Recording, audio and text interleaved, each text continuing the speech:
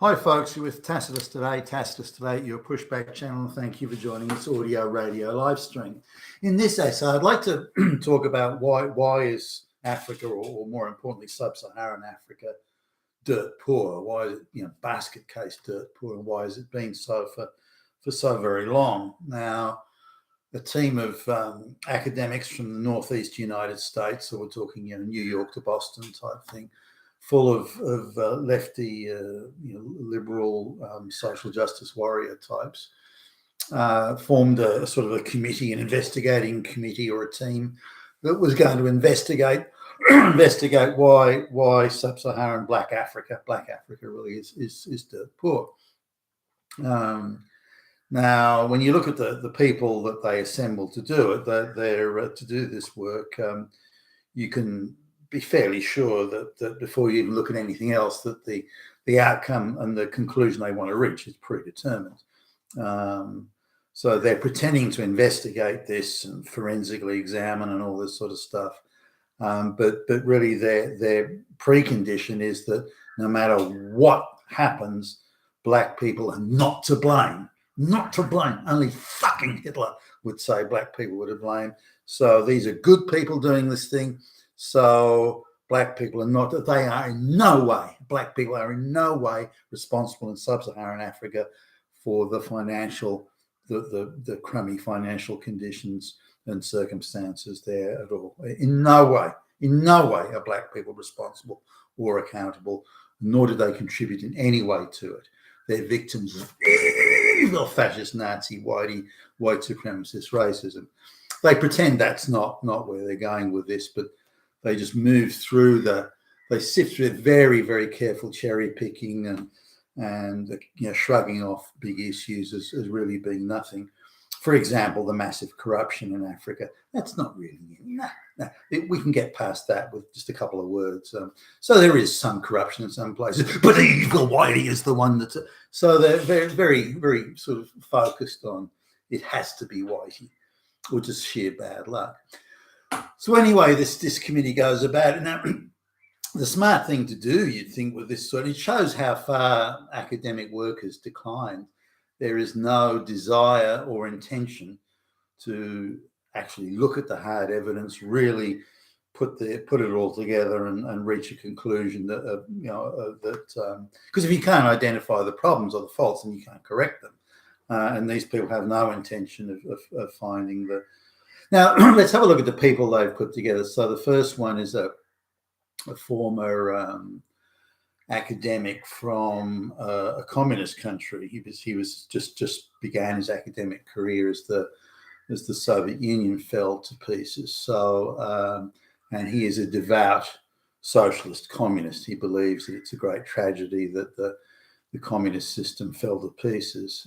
Capitalism is inherently evil, and he's a believer that socialism is the solution to all the world's problems. So he's academic number one.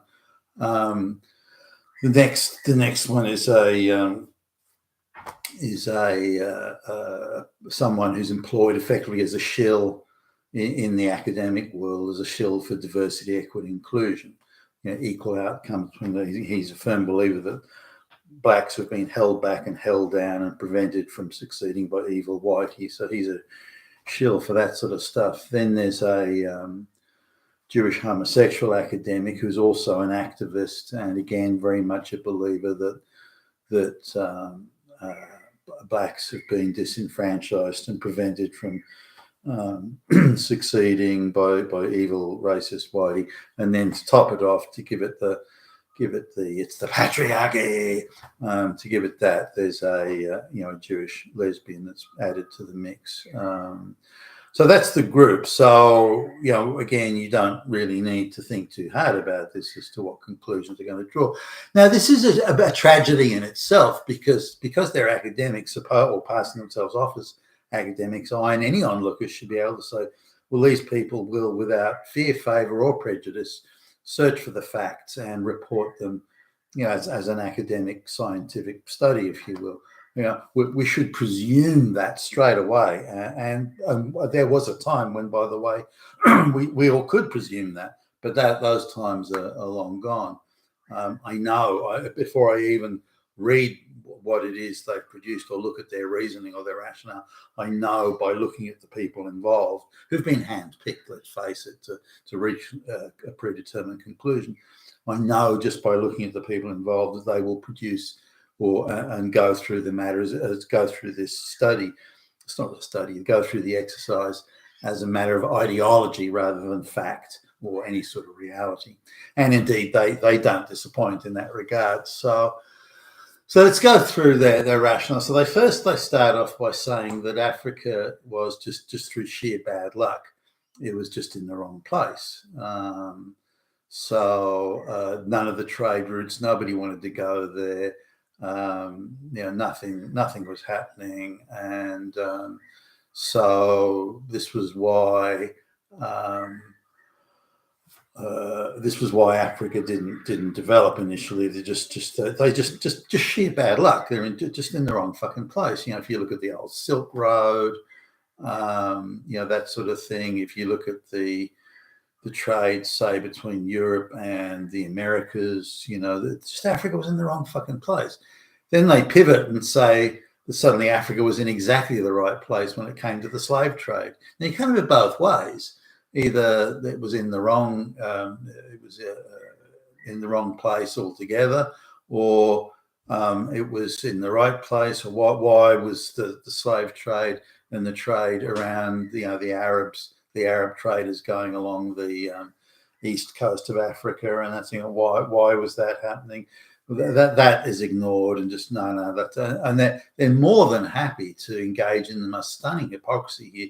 So Africa's in the wrong place, so there's no trade, no one visits there. Suddenly the slave trade, exploitation, and they want to have it both ways here. Now, they do concede that there was slavery in Africa before the white people. They do concede that, but say, well, that's blacks enslaving blacks and done for local cultural reasons. So that's kind of okay, they infer. But when white people do it, it is pure evil, pure unadulterated evil. When black people do exactly the same thing, well, it's cultural. It's kind of black on black. So, what's your problem? So they go down that. And we see that attitude today, when blacks murder each other in large numbers in downtown Chicago or Baltimore in the United States.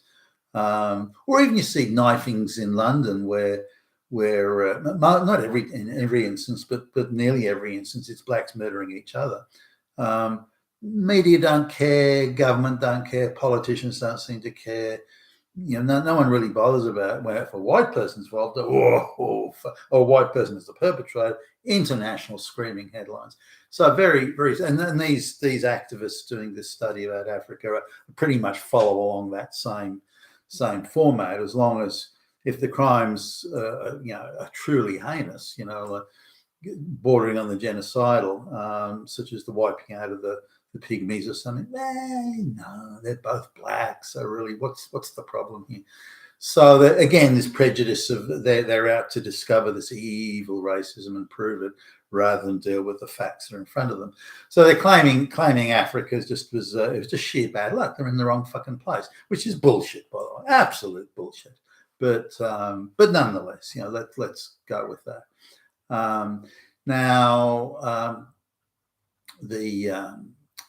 The interior of Africa was tough to get at. You're going through jungle and some pretty inhospitable climate and terrain and so on. So it was a tough gig to penetrate. And with the earlier technology, like pre-steam technology, it would have been tough to penetrate the interior anyway. Now, also the interior, they had either no roads or dirt tracks they could only use during certain times of the year. And so it's difficult if they wanted to get to the coast, the coastal areas, the ports, and so on. It was a tough gig to bring to bring their produce or anything that they wanted to sell to the coast to trade with, for example, Europeans or the Arabs and so on, who were the big traders of the day. So that is conceded there, but they don't deal with why. Well, why did other places have roads that were well maintained, but the Africans didn't? They don't touch on that. they do concede that the Africans didn't have the wheel, or most part, and they do even concede that even after exposure to the wheel, they still didn't bother. Now they do touch on things like arbitrary kings that would confiscate wheeled wheeled carts or anything like that. So they did touch on that, but they inferred that was because of the patriarchy. So whenever there was a king that didn't behave very well, the only reason is patriarchy. So they jump to that, and they'll jump back to white racism, and so they stick pretty closely. If it isn't white racism, then it's patriarchy, and if it isn't that, it's misogyny. And so they stick doggedly, really, to these what are modern day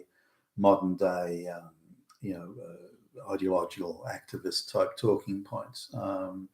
So again, they failed to say, well, why didn't they use the wheel? I mean, fuck, even after they were shown the wheel, why didn't they use it? And why didn't they have it? So they don't adequately explain this, because carrying something and being able to use a wheel, like a wheel cart or something like that, makes a huge difference to transporting things, moving things around.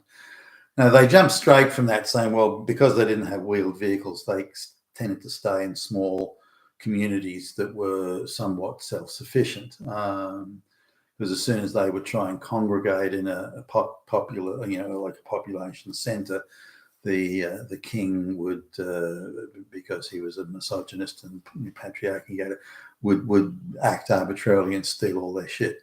Now this was very much the black sort of way, African way of doing things.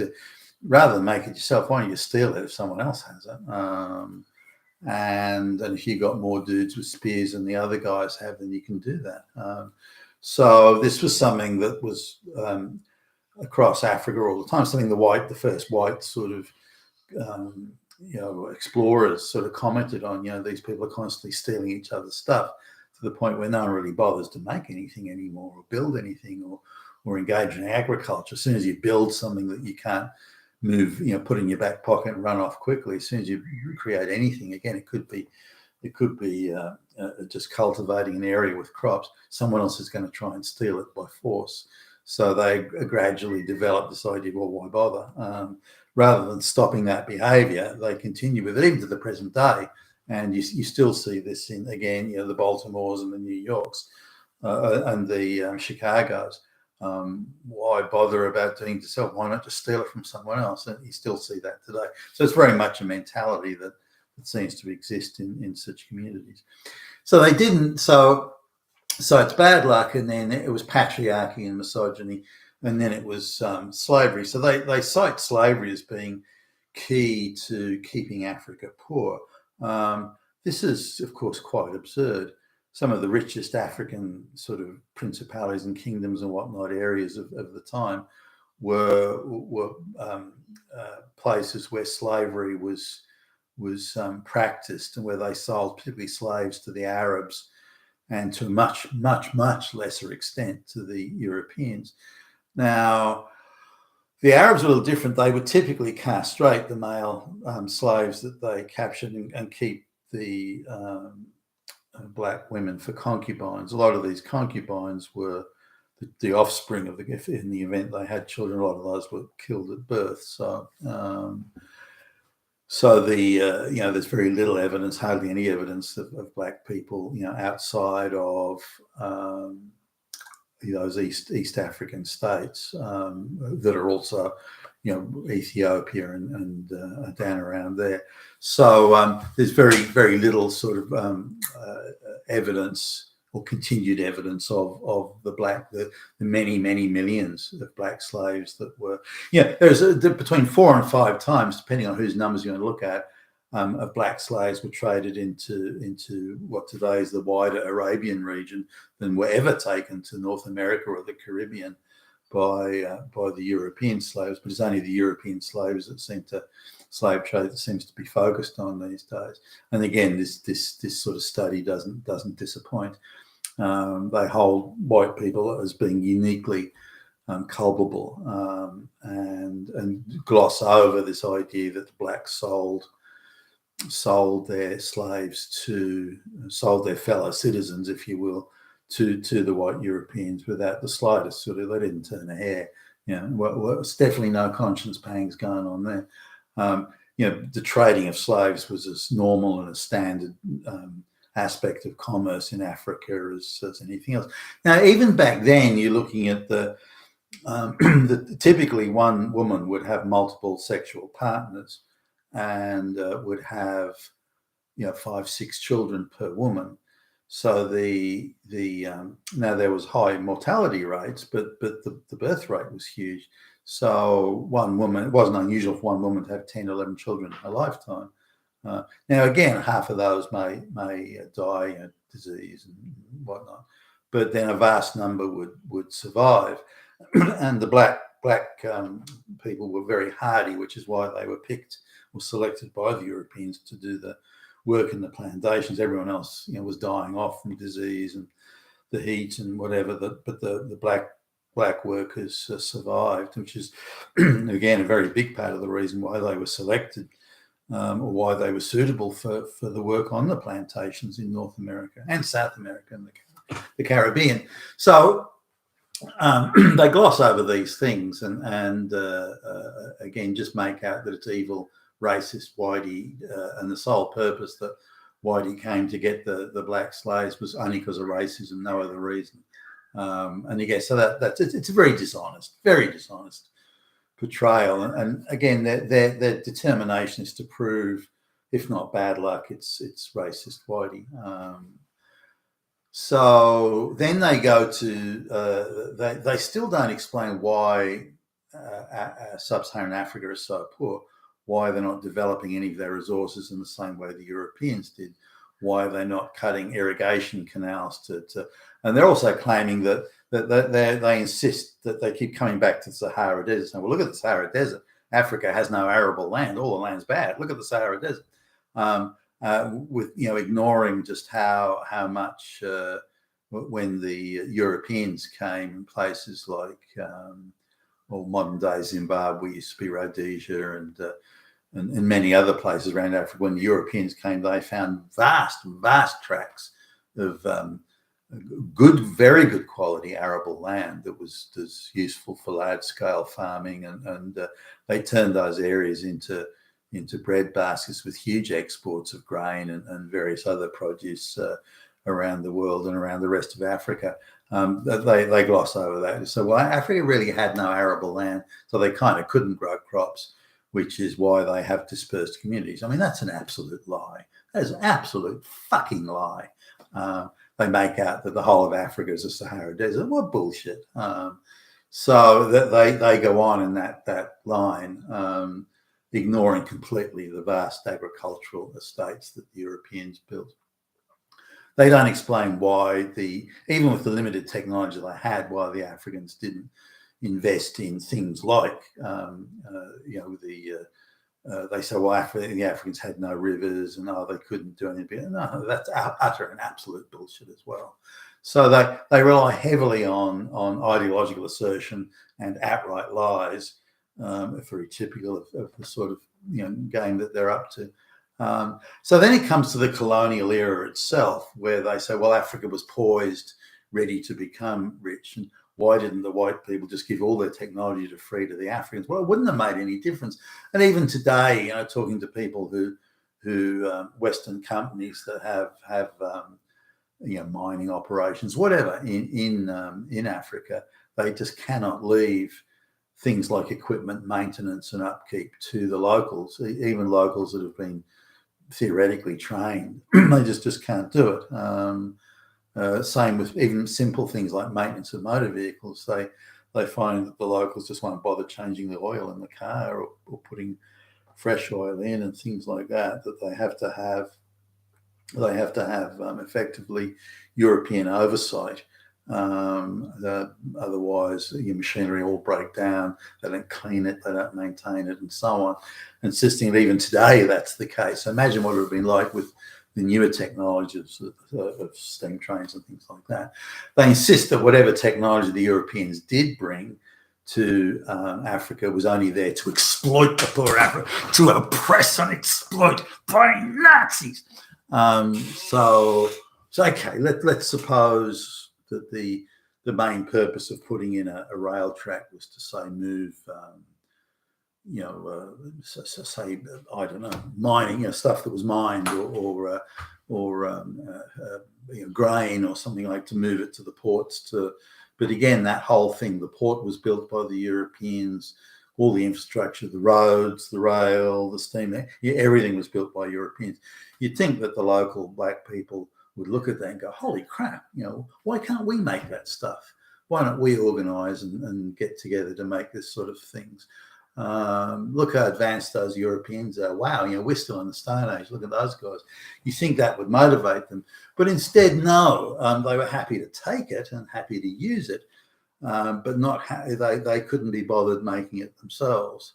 And so this idea that everything the Europeans did was simply to exploit the poor black because of racism is also bullshit. So they continue on and say, okay, well, the Europeans then broke up the Africa into countries, which didn't suit the area at all, and they point out that there's something in the region of 2,000 languages, and some of those are really dialects, not languages. 2,000 language come dialects in Africa. And some of these areas, there may only be a few thousand people that actually speak it. Should each area of a few thousand people be divided into a country? Well, if that happens, then that's oppression by Europeans that are isolating these people and not allowing them to integrate. So if it's then by country, they then switch their position and say, well, they're putting a whole bunch of competing tribes down into a country, which means they can never integrate. So it's still Whitey's fault. So no matter which way it goes, it's always Whitey's fault. And they keep using this assertion, but having it both ways. Like Africa is not on the trading routes, bad luck. Suddenly Africa is on the trading routes, but now it's being exploited by white. But again, you can't have it both ways. So, and they're quite barefaced in this. They don't give a shit about their hypocrisy and so on. And it's almost like they're preaching to a bunch of college kids, sociology college kids. See, we told you Whitey is evil, racist, fascist, Nazi, and blacks are oppressed and patriarchy, and da-da-da-da. So it seems that they're wanting to justify and prove their ideological insanity rather than get to the facts. So they say that then the African continent was exploited and exploited to the max, and there was kind of nothing left for the blacks when the white people left. It's also nonsense. Now just the natural resources in the ground in Africa are assessed at being well over 200 trillion. I mean that's a very limited estimate.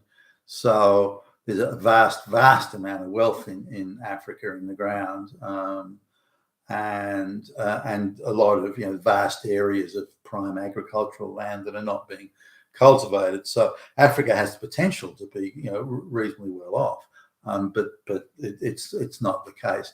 But in the end, they just sheet it all under Whitey, and the reason Africa it's bad luck, white evil, racism, slavery. And that's why Africa's poor. So they don't deal with any of the real issues. And the whole thing just goes full circle back to the original starting point, which is extremely prejudiced against white people. So the whole thing was a waste of time. I don't know how much money those people got paid. Wish I could get paid as much as those folks do to produce the same sort of bullshit. But really, any sort of average high school student could have done better than that. It's a purposeful, done with maximum prejudicial intent to produce just some more anti-white propaganda. You've been with Tacitus today, your Pushback channel. Thank you for listening.